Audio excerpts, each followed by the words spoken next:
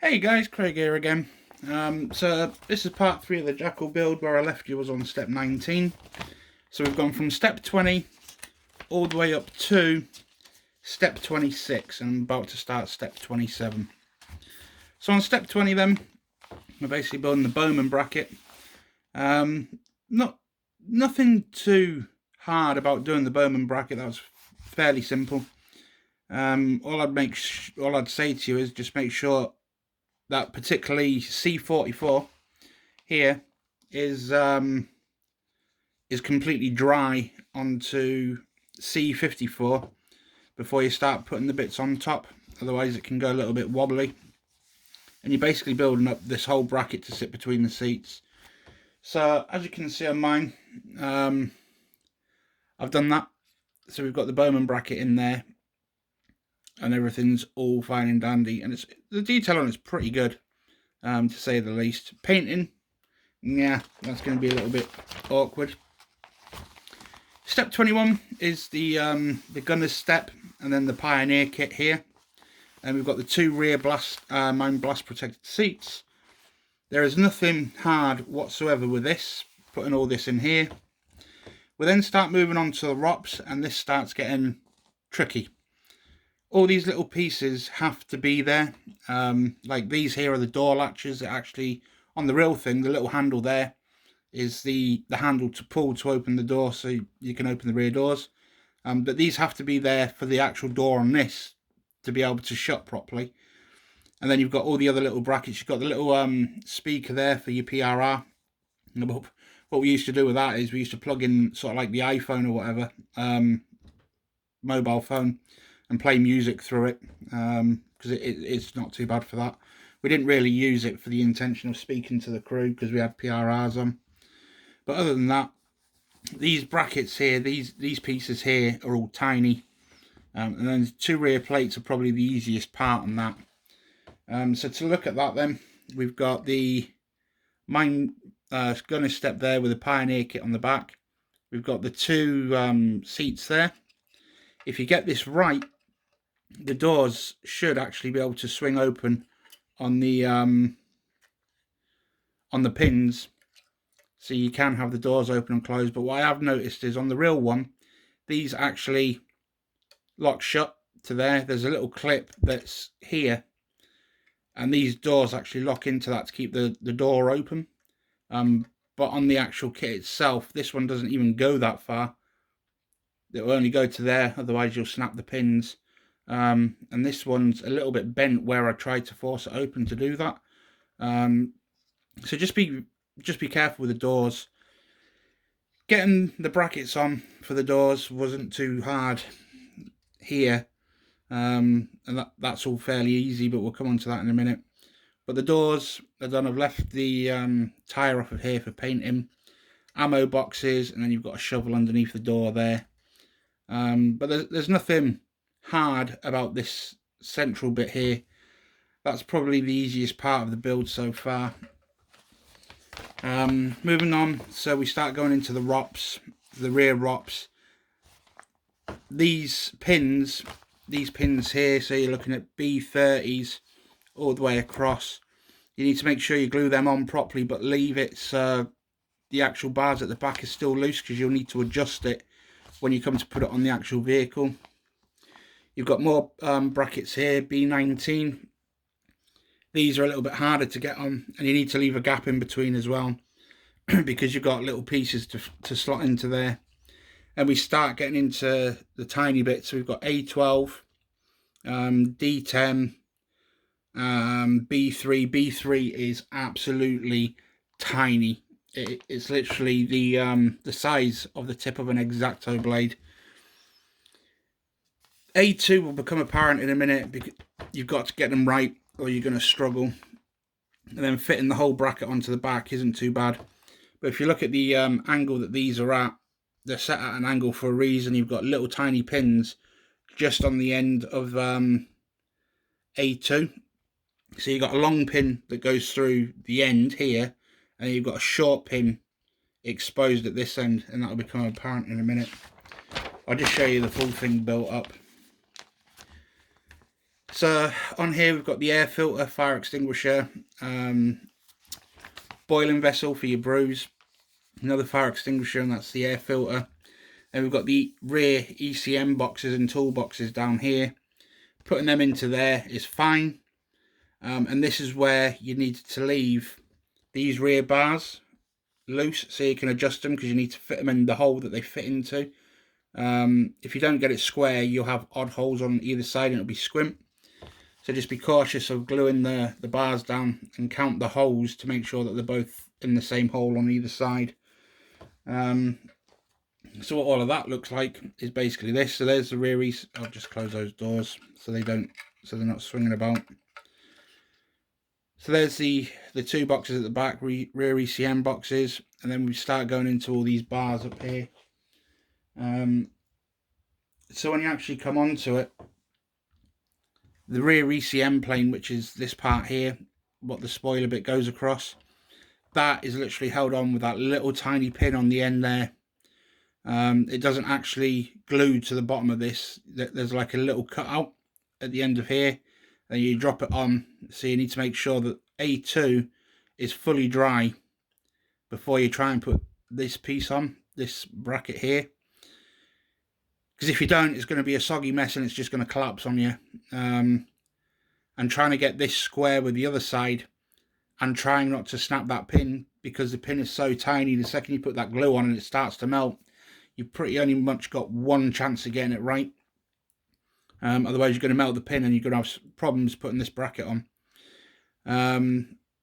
The gap in between there and there was for this bracket. That one's not so bad because that's actually attached to the actual whole bar, but you still need to leave that loose so you can adjust this bar in the holes at the bottom. But this whole thing here, this whole rear bracket system, was a pain in the ass, I'll be perfectly honest. Not easy, and trying to get it square and actually glued into the holes properly, that was a little bit hard, because if you look, the rear ROPS here slightly sits back at an angle, and it sits back at an angle so you can push this into the hole, which also gives you the angle for the seats. So this whole area here is a complete ball ache to build. Everything's thin, everything's tiny, and you pretty much get one chance because the glue will just melt it. So just be cautious of that when you get to that stage. So like I was just saying here, these two brackets were for the doors. This whole assembly here, what I did was I glued all that together with these brackets on, turned it upside down with a bit of weight on, and waited until that was fully dry before I tried to glue it onto the little bracket here on A2. This little bracket here, that was still a ball ache with this being firm, trying to get that glued onto those little pins, because like I said, the glue just melted the nipple off at the end, and it was really hard to get set straight. Doors and inner doors for the wheel and everything, as you just saw on mine, I've left the tyre off for painting. Nothing hard there. These brackets, they only go on one way. You can't really get it wrong, but when you're putting it on, you've just got to be careful that you don't glue the pins on the door down here. And these pins are tiny, and the hole on the end of here is tiny. It won't take a lot for you to knacker the door, and there's a lot of weight in that door on those little tiny pins, so just be cautious of opening and closing it too much. I'm going to glue mine eventually. I've left them loose to show you. But yeah, the door is pretty fragile. Moving on from there, it goes on to the other door, which I've shown you. So you've got the ammo boxes, toolbox and everything. You've got the shovel, and we start putting that on. You've got a little tiny piece here, C53, that goes into this slot up here. And then we're into the front doors. So on the front doors, what this is getting you to build here is the rifle rack. So each door on the front has its own space for a personal rifle. So that's commanders, and you get a driver's. You get two photo etch pieces that you put on the top. Now that's simulating rubber. What we used to do with ours, we used to cross them over. And with crossing them over, it just made it a little bit tighter. but this is calling you for just literally to bend it around. So what you'll get in effect is something like that. So you're just trying to bend it around and gluing it, but there is 2 photo etch pieces there to create the 2 rubber straps, and that's obviously where the rifle of the butt of the rifle sits. But as you can see with the door, you can see the pins that we were on about in the last video that you've got to put on into those little tiny brackets. And as you can see, well, the camera's not even going to focus on it, but the tip of a set of tweezers to that pin gives you some idea on the scale you're working with. So with that, here's one that I was doing and it was drying. So basically all I've done there is I've glued the 2 photo etch strips onto the plastic piece, and all I have to do is bend them around and glue them the other side. But that's the introduction to for the worst to come. Moving on, you've got a little bit of photo etch here that goes on the outside of the door. So what you're basically making is the little handle. So you've got the little handle focus. So you've got the little handle there. That's a little bit awkward trying to get that bent to shape. But that's what basically the sort of shape you're looking for. It basically just glues to the middle of the door near the edge. So that shows you the photo etch for the door. I've left the clear pieces off for the lights because it needs painting. The NATO hitch, nothing wrong with that. Nothing wrong with the recovery brackets here, and I haven't put the bow shackles on. A5 and A4, for these panels, what you're looking at is here, this bracket here, and that bracket there. 2 very tiny parts, and they're shaped to bend around the bar, so you can only put them on one way. But as you can see, I've left mine off because on there the pins face one way, so once they're on you can just literally put it in and pop it across and it'll be on. But yeah, as you can see, the pieces are tiny. That little bracket again is massive compared to is tiny compared to the end of those tweezers, and same with this one, absolutely diddy. Same on both sides for that one, for the other panel on the other side. Then we start to come into some real pain. So we've got a lot of jerry cans. We've got the jerry can holders at the back. B17 and B18, it's not very clear how to go, but I'll show you it in a second. The photo etch there isn't bad, but then you've got 6 bits of photo etch for the brackets that go around the side. Bending those, so you're looking at 6 per side, so you need to bend 12. Similar to the shape of the door handle, but these things are tiny. If you're okay with photo etch, then by all means, I've managed to do mine. But if you're timid with photo etch, I'd just leave these off because it's more hassle than it's worth. But just doing those brackets took a considerable amount of time. 18 and 17, you can't get it wrong. It doesn't really show, but there's holes here. That there's pins that lock into that, so you can open it and close it. So if you've got that at the bottom right, then you can't get it wrong with the brackets. And then it's the opposite for the other one. So this hole would be this side. Then you've got the rear bracket here that holds the full thing together at the back. Lots of jerry cans. So on the real thing, you've got fuel on the left on this side. And the reason it's fuel on that side, so the idea was when you put the bracket down, you can actually take the jerry can off and you're right at the fuel side. The right side is water, so you can't get your fuel and water mixed up, but it didn't make sense getting your fuel from this side to carry it around to this side. So all your fuel goes down the left because the fuel cap's on there. All your water goes down this side to keep it away from the fuel. A little thing that you don't know about with a Jackal, for those that have never used it, this tool bin here is literally a tool bin for tools, for your jack and all that sort of stuff. But the one on the other side has actually got a fuel pump on it.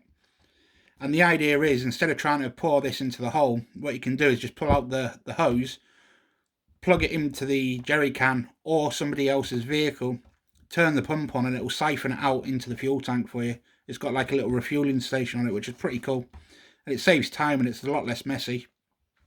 But if you've run out of jerry cans and you've run out of fuel, you can literally put that hose into somebody else's fuel tank and siphon some fuel off to get the thing going again. So that is on this side, in this bucket on this side, which is not featured on the model. All these little things are all closed up. I haven't put the little nozzles on the end of the jerry cans yet because they are super tiny and I just haven't done it. So what we're on about here then is, that's the brackets. So as you can see, those, it won't even focus on the photo etch because it's so tiny. Let's try and get that. Is it going to focus? So you can just about see them, but what they're basically doing,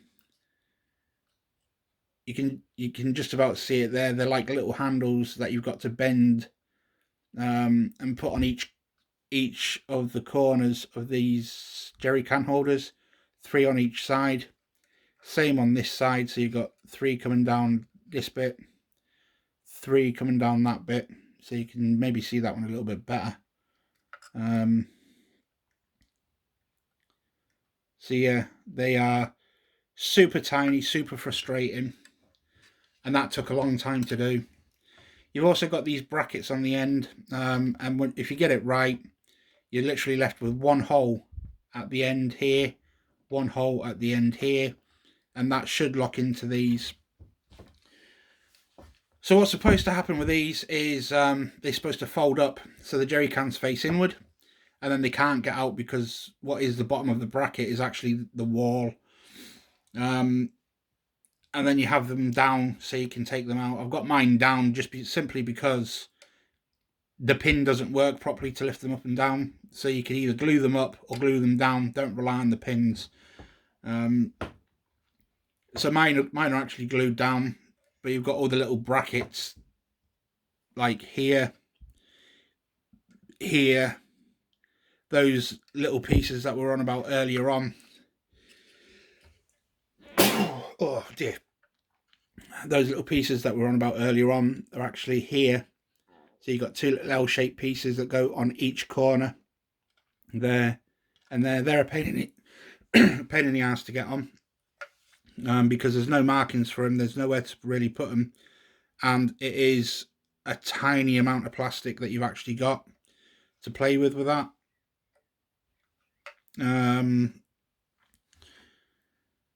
So what, to go back to these little strap things going down here, what they're actually for is when you've got your jerry cans in, you get issued like a mini ratchet strap, and you put the ratchet strap through the brackets and it goes through the center of the jerry cans, and then you can tighten it and then it stops all your jerry cans falling out. So when you pull it down, they're not just going to fall out the bracket, you've actually got straps that you can put across. So that's what those little handles are for. But yeah, that's as far as I've got so far. So it's building up all right. If you were going to buy this, because you like the vehicle and you're not very good with photo etch, or you're not very good with little pieces, then don't buy it. Because all these little pieces actually work and they do stuff. So if you lose one, you're going to have issues because it all relies on all these little pieces glued together to make brackets and stuff. It's very frustrating, it's very fiddly, and I would not recommend this for somebody that's just getting into the hobby, or not very good with photo etch, or not very good with little pieces. I'd maybe think twice. For those of you that have got the skill set for this, it builds up all right, but it's going to do your head in, because it takes a lot of time just to do a little piece. And the instructions, when you start getting into it and reading it, a lot of it isn't very clear how it goes, because there's too much going on the page. So that's basically where I'm at with this. I'm at step 27 now, so we're starting to do the front ROPs. So I can put all that together, I just can't put it on because I haven't put the front of the thing on yet. And then we're on to smoke discharges and more of the Bowman kit that goes on the back. And then we're into the slew ring and weapon system, and then we're not far off. So we're on step 27 and it finishes at step 31. So the next video will be the final sort of like part of the build, and then it'll go into painting and final reveal and the like. Something I have actually noticed is once you get to this sort of stage, this is actually quite a substantial bit of kit. It's quite heavy, it's solid, so long as you take your time with the gluing process and let things dry before you try and put brackets and that on. But yeah, it's substantial. It's definitely worth the money for sure. Not much else to say about it really, but anyway, that's kind of where I'm at with it. So I'll update you. I'll try and get the rest of this done today and then maybe upload it tomorrow, and that's the build thing done then. And it's just painting in diorama for it, because I've got a really good idea for diorama, but the pieces haven't turned up for that yet. But anyway, any questions, any comments, as normal, put it down below, and I'll get back to you as soon as I can. And that's pretty much me for this one. So thanks a lot, guys, and speak to you later.